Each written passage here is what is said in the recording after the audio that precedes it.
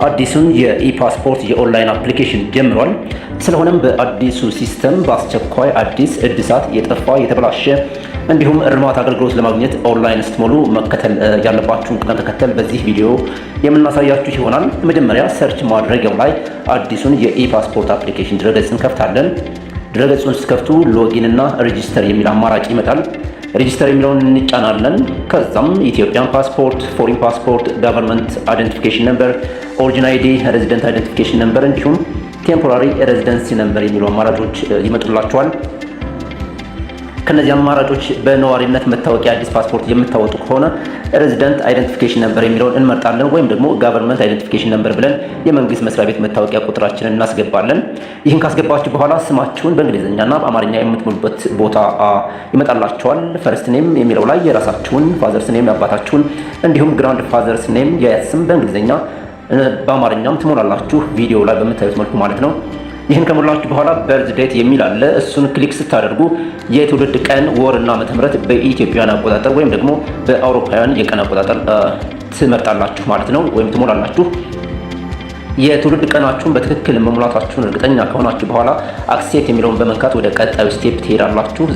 ዜግነታችሁን ለመሙላት ናሽናሊቲ የሚለው ቦታ ላይ ኢትዮጵያን የሚለውን ትመርጣላችሁ። ከዛም ጾታ የምትሞሉበት ቦታ ላይ ደግሞ ጾታችሁን ትሞላላችሁ ማለት ነው። ይህን ከሞላችሁ በኋላ ኢሜል አድሬስ የሚል ይመጣላችኋል። ትክክለኛ የኢሜል አድራሻችሁን ታስገቡና ቫሊዴት የሚለውን ትነካላችሁ። ወደ አስገባችሁት ኢሜል አድራሻ ባለ 6 ዲጂት ኮድ ይላካል። ኮድ እንደደረሳችሁ የተላከላችሁን ኮድ ወይም ደግሞ ቁጥር ታስገባላችሁ። ይህ ኮድ ምናልባት በ5 ደቂቃ ውስጥ ካልደረሳችሁ ሪሴንድ የሚለውን ትጫናላችሁ። ኮድ ይላክላችኋል ማለት ነው። ከዚህ በኋላ ሞባይል ቁጥር የምታስገቡበት ኦፕሽን ይሰጣችኋል። እሱ ጋር የሞባይል ቁጥር ታስገባላችሁ። የሞባይል ቁጥራችሁ የኢትዮ ቴሌኮም ስልክ ቁጥር መሆን አለበት። ከዛም ቫሊዴት የሚለውን ትጫናላችሁ። ወደ አስገባችሁት የሞባይል ቁጥር የሚላክ ባለ 6 ዲጂት ኮድ ኮፒ አድርጋችሁ ቁጥሩን ማለት ነው በክፍት ቦታው ላይ ታስገባላችሁ። ቀጥሎ ዩዘርኔም የምትሞሉበት ቦታ ይሰጣችኋል። እሱ ጋር በቀላሉ የምታስታውሱትን ዩዘርኔም ወይም ደግሞ ኢሜል ትሞሉና ቫሊዴት የሚለውን ትጫናላችሁ። ቫሊዴት ሰክሰስፉሊ ካላችሁ በኋላ ፓስወርድ ይጠይቃችኋል። ቀላል ጠንካራና በቶሎ የምታስታውሱት ፓስወርድ ቢሆን ይመረጣል። የምትሞሉት ፓስወርድ ማለት ነው። ከዛም ኮንፈርም ፓስወርድ የሚለው ቦታ ላይ ከላይ ያስገባችሁትን ፓስወርድ ድጋሜ በማስገባት ታረጋግጣላችሁ ማለት ነው ፓስወርዱ ትክክለኛ ስለመሆኑ። ከዛም በኋላ ሬጂስተር የሚለውን ክሊክ ታደርጋላችሁ። ሬጂስተር ሰክሰስፉሊ የሚል ጽሑፍ ይመጣላችኋል። ከዚህ በኋላ የምታደርጉት ኦልሬዲ ያስገባችሁት ኢሜል ወይም ደግሞ ዩዘር ኔም ተጠቅማችሁ ሎጊን ታደርጋላችሁ። ቪዲዮ ላይ እንደምታዩት ፕሩቭ ዩ አር ሂውማን የሚል ቬሪፋይ እንድታደርጉ ምስል ይሰጣችኋል። እሱም በትዕዛዙ መሰረት ፕሩቭ ካደረጋችሁ በኋላ ዩዘር ኔም እና ፓስወርድ በማስገባት ሎጊን ትላላችሁ። ከዛ ሎጊን ካደረጋችሁ በኋላ ኦርዲናሪ ፓስፖርት፣ ሪስኬጁል አፖይንትመንት፣ ማይ አፕሊኬሽን እንዲሁም ደግሞ ቪው ዶክመንትስ የሚል አማራጮች ይመጡላችኋል። ከዚያም ስታርት አፕሊኬሽን የሚለውን አማራጭ ትጫናላችሁ ማለት ነው።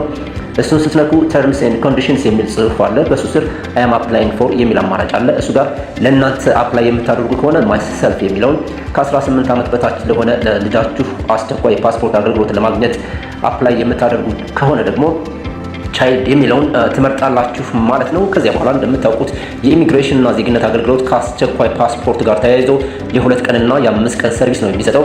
በ2 ቀን ውስጥ አስቸኳይ የፓስፖርት አገልግሎት የሚፈልጉ ከሆነ 2 ዴይ ሰርቪስ የሚለውን፣ በ5 ቀን ውስጥ የፓስፖርት አገልግሎት ነው የሚፈልጉ ከሆነ ደግሞ 5 ዴይ ሰርቪስ የሚለውን ትመርጣላችሁ። ከመረጣችሁ በኋላ አይ አክሴፕት የሚለውን ክሊክ ታደርጋላችሁ። ከዚያ በኋላ አፕሊካንት ዲቴይልስ የሚል ቦታ ላይ የቀይ ኮከብ ምልክት ያለባቸውን ቦታዎች፣ የተወለዳችሁበትን ክልል፣ የተወለዳችሁበትን ቦታ የሚያሳዩትን ኦሪጂን ኦፍ በርዝ እና ፕሌስ ኦፍ በርዝ እንዲሁም ደግሞ የአይን ቀለም አይ ከለር፣ ሄር ከለር ላይ የፀጉር ቀለማችሁን፣ ኦኩፔሽን የሚለው ቦታ ላይ ደግሞ የምትሰሩትን ስራ ትመርጣላችሁ ማለት ነው። ለምሳሌ አካውንታንት ከሆናችሁ አካውንታንት የሚለውን ትመርጣላችሁ። ሌላ ስራ ካላችሁ ስራችሁን ትሞላላችሁ ማለት ነው። እዚህ ጋር ማሪታል ስቴተስ የሚለው ቦታ ላይ የጋብቻ ሁኔታችሁን፣ ምሳሌ ያላገባችሁ ከሆናችሁ ሲንግል፣ ያገባችሁ ከሆነ ሜሪድ፣ ፍቺ ከፈጸማችሁ ደግሞ ዲቮርስድ፣ ባለቤታችሁን በሞት ያጣችሁ ከሆነ ደግሞ ዊዶው የሚለውን ትመርጣላችሁ። ይህን ከሞላችሁ በኋላ ኔክስት የሚለውን ስትነኩ አድራሻችሁን የምትሞሉበት ቦታ ይመጣል። እዚህ ጋር የተወለዳችሁበትን ክልል፣ ዞን፣ ወረዳ፣ ቀበሌና ከተማ እንዲሁም የቤት አድራሻ በሚገባ ትሞላላችሁ። ከዛ የሞባይል ቁጥራችሁን ሜን ነምበር የሚለው ቦታ ላይ ብዙ ጊዜ የምትጠቀሙበትን ቁጥር ትሞላላችሁ። ተጨማሪ ወይም ደግሞ ሌላ አማራጭ ቁጥር ካላችሁ ደግሞ ኦልተርኔት ነምበር የሚለው ቦታ ላይ ታስገባላችሁ። ኢሜል አድሬስ የሚለው ቦታ ላይ ኢሜል ታስገቡና ኔክስት ትሉታላችሁ። ከዚያ በኋላ ሪሌሽን ዲቴል የሚል ቦታ አለ። እዚህ ቦታ ላይ ፓስፖርት በውክልና እንዲወሰድለው የሚፈልጉ ከሆነ የተወካይ መረጃ እዚህ ጋር ትሞላላችሁ ማለት ነው። ፓስፖርት ራሱ የሚወስድ ከሆነ ግን ይህን ቦታ ይዘሉታል። ይህን ካደረጉ በኋላ ኔክስት ስትሉት ቪዲዮ መግቢያ ላይ እንደነገርኳችሁ ፓስፖርት ለማውጣት የነዋሪነት መታወቂያና የተረጋገጠ የልደት የምስክር ወረቀት ያስፈልጋል ብያችሁ ነበር። እዚህ ሪኳየርድ ዶክመንትስ የሚለው ቦታ ላይ እነዚህን እስካን ያደረጋችሁትን የነዋሪነት መታወቂያ እንዲሁም የተረጋገጠ የልደት የምስክር ወረቀት አፕሎድ እናደርጋለን ወይም ደግሞ እናስገባለን ማለት ነው። እነዚህን ዶክመንትስ አፕሎድ ካደረግን በኋላ ኔክስት ስንለው የፓስፖርት ቀጠሮ ቦታ ለመምረጥ የሚያስችለን አፖይንትመንት የሚል ቦታ ይሰጠናል። እዚህ ጋር የቀጠሮ ቦታውን ሀገር ኢትዮጵያ ኦፊስ የሚለውን ደግሞ ኢሚግሬሽን ኤንድ ሲቲዝንሺፕ ሰርቪስ የሚለውን ትመርጣላችሁ። ከዛም በኢትዮጵያና ወይም ደግሞ በአውሮፓውያን የቀጠሮ ቀንና ሰዓት መርጣችሁ ቀጠሮ ታስዛላችሁ። ኔክስት ስትሉት አጠቃላይ የሞላችሁትን ዝርዝር መረጃ የያዘውን አፕሊኬሽን ፎርም ይመጣል። እሱን ሰብሚት ትሉታላችሁ። እሱን ሰብሚት ካደረጋችሁ በኋላ ዳውንሎድ ወይም ደግሞ ፕሪንት አድርጉና ክፍያ እንድትከፍሉ የፔይመንት ስቴፕ ይመጣል። ክፍያችሁንም በሲቢ ብር፣ በቴሌ ብር ወይም በኢትዮጵያ ንግድ ባንክ ሞባይል አፕሊኬሽን እንድትከፍሉ አማራጭ ይሰጣችኋል። በሲቢ ብር፣ በቴሌ ብር ወይም በኢትዮጵያ ንግድ ባንክ ሞባይል ባንኪንግ ኦንላይን ትከፍላላችሁ። በአጠቃላይ በዚህ መልኩ ለአስቸኳይ ፓስፖርት አገልግሎት ኦንላይን ማመልከት ትችላላችሁ ማለት ነው።